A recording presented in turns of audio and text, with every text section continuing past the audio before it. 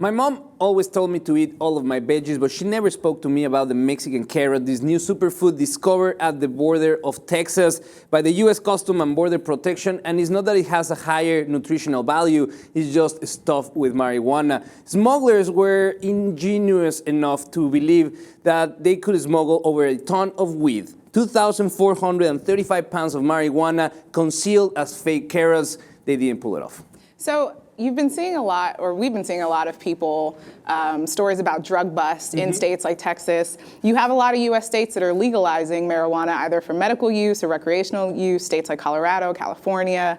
Why is there still a big demand for Mexican brickweed? Who's buying this? It's surprising that some people with access in the States would like to smoke that stuff, but the reality is that in the South, in Florida, there's no laws that allow for safe access to marijuana. So we see that's one part of the equation. The other part is that along with the legalization and the decriminalization of marijuana, when there are these laws approved, you also regulate the farming and the growing of the plant. So that's one of the key issues of legalization, is that we don't see this type of crimes being committed because you don't need that anymore. The moment you take that away from the black market, the moment that you allow the government to regulate how it's grown, to regulate how it's distributed, to regulate how it's sold, then you take all this black market, all this smuggling out of the equation.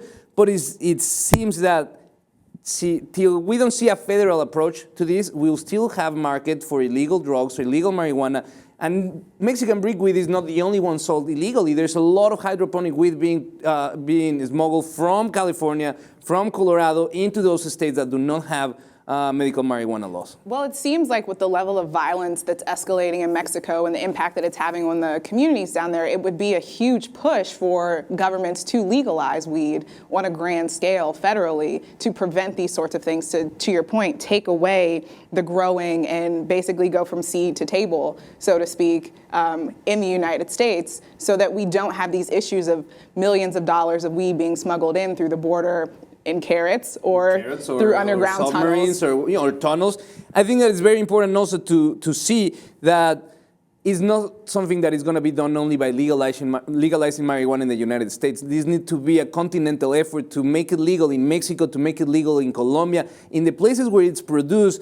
But now, recently, we covered a story where it shows that the free enterprise and the boom of marijuana in the United States is deterring Mexican farmers from growing marijuana because it's not a market like it used to be, but it's still a market in those cities, in those states that do not have any type of laws. So this is another proof that legalization allows for diminishing trafficking, but also allows for better health, public health issue, and the control of the whole distribution and growing of the plant. But we see that Mexican drug dealers are still believing that they can fool the border agents by trying to disguise a ton of marijuana, 2,435 pounds of weed disguised as fake carrots.